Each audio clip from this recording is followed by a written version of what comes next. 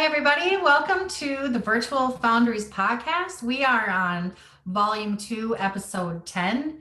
Today, it is Monday, June 21st, 2021. The time is 1:45 in the afternoon, and the temperature is a nice, cool 63 degrees Fahrenheit. That's 17 degrees Celsius for you Celsius users. It's a very lovely but cool summer day, so a nice break for the heat for us here. Today, we're going to be talking about the visitor that we had last week, Ahron Wayne. He came to us from Michigan. We're going to learn all about him and his experience at the Virtual Foundry. Ahron, tell us a little about yourself. Hi, so I'm Ahron Wayne, and I'm currently an adjunct faculty member here in Southfield, Michigan at Lawrence Technological University. I got my master's degree here too.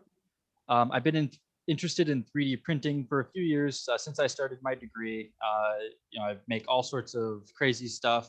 I'm very interested in 3D scanning. There's my head back there. It's actually twice the size of my real head, so I can wear it like a mask if I want. And just a few months ago, we had some equipment donated to us by a bioceramics lab, so a lab that works on ceramics for biological applications. And they donated a bunch of equipment that is actually very similar to powder metallurgy type equipment. So we have equipment for grinding up material, for sifting it, for heating it up to very high temperatures. And so specifically that last one with the ovens, I thought, I've heard about metal 3D printing before, about using filament to print in metal. And I thought, that's really cool. I want to try. I did some research and I found out that the Virtual Foundry, they're the only company that can actually do this kind of at home without really specialized equipment. I bought some filament. I talked to Tricia. I heckled her a little bit about the product. I used it. I learned how, developed a little bit of the process, to my own liking. And then I emailed them and said, hey, could I come and visit? And they graciously said yes. I visited, and now I'm back. Great, yes, and it was very fun having you here.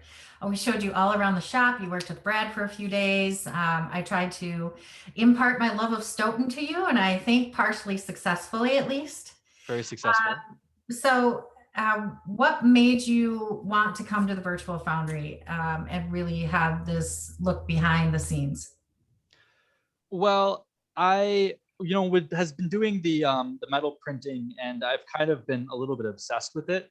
So I woke up and one of the days, and I thought, I can't move because if I move, then I'll break my brown part that's been debound. So I've had some crazy moments like that. I've been reading about it constantly, all about sintering. And what really made me decide to reach out was I thought, I'm doing this and I'm kind of reinventing a lot. What I would really like to do is learn some of the process from an expert. And so I sent an email thinking, maybe I'll come by for the summer. And then I got a little bit cold feet. I also had some obligations here, and I thought, well, maybe I'll just come by for a week. And I feel like I learned so much, but also that there's just so much that I couldn't even cover. It was amazing. You spent a lot of time with Brad. So Brad, tell us what you sort of had in mind as you were getting ready for Ahron's visit, and what kinds of things that you had thought about doing while he was here. Right. This is Ahron is definitely the kind of the first guest from outside, sort of a guest scientist. And I tend to sort of operate in a vacuum here. We're just we're in the middle of the Midwest. There aren't a lot of people locally that are into the technologies that we're working on. And it's so helpful to say things out loud to another person that comprehends the general concepts when you're trying to solve a problem. So from that angle, it was incredibly helpful. And a lot of the times it was nothing more, like I said, nothing more than just saying the things out loud or having a conversation about what the roadblocks are. It makes them so much easier to overcome. So my motivation for having Ahron come here were a little bit selfish, maybe. Well, it works out great. Right, it worked out great for me. Ahron, what surprised you the most during your time with the Virtual Foundry? What surprised me the most? Well, that question's surprising me. I mean, I guess I never realized how much work it was to make each individual material. See, I kind of imagined, I think I told you, I imagined like a guy with a blender, was just like, blending the materials together, and then you put it in a machine and there it goes. But it's a very complex process with a lot of things that you have to keep very tightly under control. You can't be too relaxed. A lot of things can go wrong. And that also means that it's very impressive how much it's improved over the past, couple of years, and how much more it still can improve. And I just thought it was amazing that if you wanted to, in like 1 or 2 days, you could make a new material into a filament. Just how much flexibility you have in the process is so cool that if you can imagine it, then you can make it into a filament. Right. And while Ahron was here, we made a prototype of a Pyrex filament that's been turning out to be pretty interesting. And right away, people are talking about it. So it's getting traction very quickly. We don't have any in people's hands yet. Ahron has the first roll, and he ran the equipment while we were manufacturing this. So. And I only messed up twice. Right. Yeah, not too bad. Only got away on you a little bit. Help. Awesome. Ahron, yeah, it's going to be really great to hear your thoughts once you start using that material, knowing that you had a hand in making it. Yeah. Right. Yeah. As a general philosophy, you were talking about how things improve, and we've used sort of I don't know, not exactly failure, but improvement as a continuous development strategy. So each time we've changed something, we just try to make it a little bit better, and this has been very effective for us.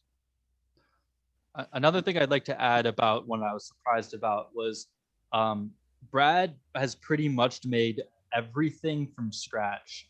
Just like there's very little that you just kind of bought as a turnkey solution. Everything has something that you turned on the lathe, or you 3D printed, or otherwise hacked together to make it work. It's very impressive.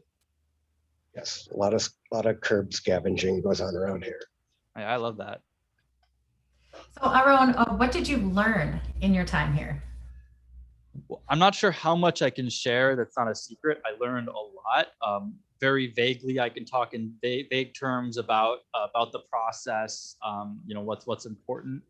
I mean, I learned so many things. I'm not sure what I'm allowed to specifically share, but I learned a lot of things. Well, great. Well, we always appreciate discretion with our secrets. So thank you for that.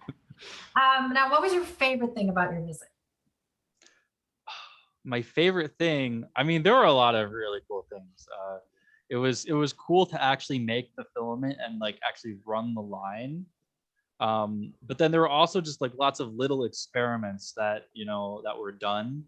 For instance, melting glass, just like in a little crucible, and watching the paint pop off,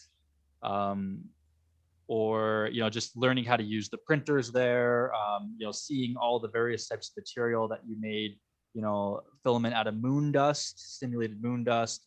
Getting to feel the tungsten, just how heavy that was, and also him, jokingly telling me to pick up the bucket of tungsten that weighed about 200 pounds. There were, if you were to focus on a specific area, maybe I could tell you a little bit more, but there were a lot of cool things. And also Stoughton itself was really cool. I didn't know what to expect, but Stoughton is a beautiful area with a lot of lakes and rivers. There's 4 quick trips, which is great. And you had the music festival, which is really nice. Yeah, thank you for saying that. Brad and I both have been residents in Stoughton for over 20 years now, and we love the community here, and we're so happy to be building this business in the community and the home that we love so much. And I was glad to be able to share some of that with you as well. So Ahron, what should other people know about the Virtual Foundry? About the Virtual Foundry, or about the product, or about you? Well, anything that you want to share. I mean, you're a materials company, so it's not just that you make filament, but that you can make whatever you want, I think is really cool for people to remember that it's a really small team, and it's a small team that's working hard. Everybody knows each other. You know, you're all family and friends. Yeah, so that don't imagine that you're some kind of like, I hope people don't imagine that you're some kind of like arm of some mega giant, but you know, you started from scratch. You started from the bottom, now you're here. And I really hope people will also be excited to watch as you go up and, you know, become one of the giants. Thank you. Oh, Brad just recently participated in a podcast with 3D Prints Authority, and 3D Prints Authority and Adam described us as a little less refined, but in a good way. And I think that's a perfect description. I like it. Is there anything else that you would like to share with everyone? I mean, I have pictures I could, you know. Sure, let's see your pictures. Sure. All right. Here's a little picture of, you know, everybody, of some of the people on the team. I just showed this picture to Brad and I heckled him about not smiling, but that's fine. We can just zoom in a little bit more and make him really uncomfortable. Really get in there. Success. Yeah. So, you know, here's a few people on the team that maybe you haven't seen before. You know, we've got just me relaxing on one of the little lakes. So this was, you know, after my time, I just drove in a random direction and I found a different lake or body of water each time. It was really nice. And here's me at Quick Trips with a really funny expression on my face. But Quick Trips, if you don't know, is the state gas station of Wisconsin. It's officially legally recognized, and it's pretty cool inside. So out of the, let's say, 32 hours that you were here, how much time did we spend talking about Quick Trip? At least an hour of that. So Yeah, they're pretty, people were, and anybody else I mentioned it to was also pretty enthusiastic about it. So. Left me with a very nice little gift basket afterwards. We already drank all the root beer, so sorry about that. And we ate about half of the cheese. So I'm very excited to also use some of these materials. I haven't had the glass before.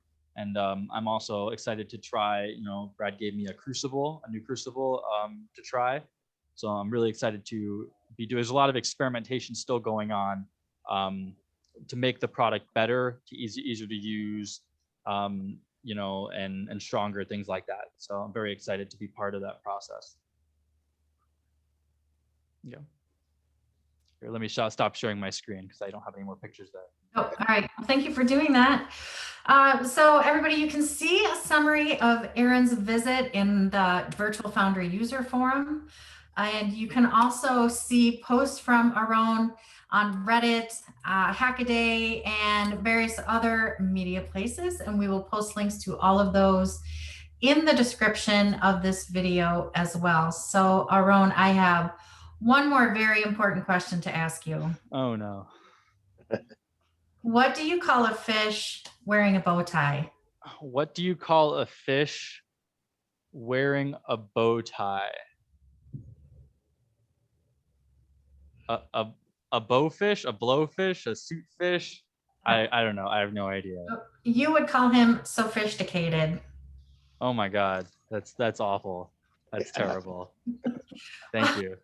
Thanks for joining us on the Virtual Foundry podcast today. We'll see you next time. Thank you. It's been a pleasure.